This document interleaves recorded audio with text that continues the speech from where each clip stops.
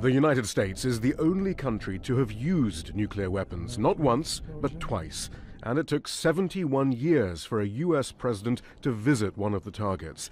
President Obama refused to apologize for the annihilation of Hiroshima, but he called for a moral awakening. We can chart a course that leads to the destruction of these stockpiles. We can stop the spread to new nations and secure deadly materials from fanatics. His actions as president, though, have ensured that the world will fear nuclear weapons for Obama's lifetime and beyond.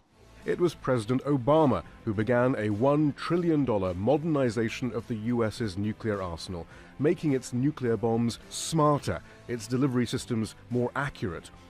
The fear among disarmament experts is improved accuracy will make the use of nuclear weapons more likely.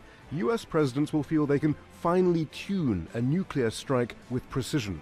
The arsenal will be even more capable than the current version. And when you pair this with what other countries are doing to upgrade and modernize their forces, I think right now the world is facing a renewed nuclear arms race. The US's nuclear deterrent is based on what's called the triad.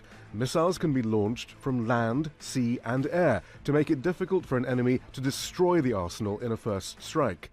In 1967, the US had 31,255 nuclear warheads.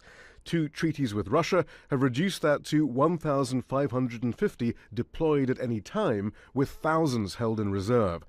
However, President Obama's administration reduced the stockpile at the slowest rate of any post-Cold War presidency, a trend that's likely to continue, if not reversed, under President Trump.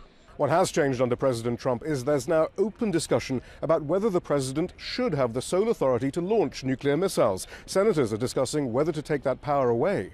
But an accidental nuclear strike is also a concern. Since 1950, the public has been told of 32 broken arrows, or nuclear weapon accidents, their unintended launch, detonation, or loss. The latest was in 2007. The U.S. flew 6 nuclear-armed cruise missiles from one base in northern United States to south of the United States, but didn't know the missiles on board were armed and loaded. They were. And they landed at the base and sat for 24 hours, unguarded. No one knew they were there. It's clear that President Trump, like his predecessor, feels nuclear weapons are just too strategic an asset for the U.S. to part with. And it's likely that other countries will follow the U.S.'s lead. Shihab Ratansi, Al Jazeera, Washington.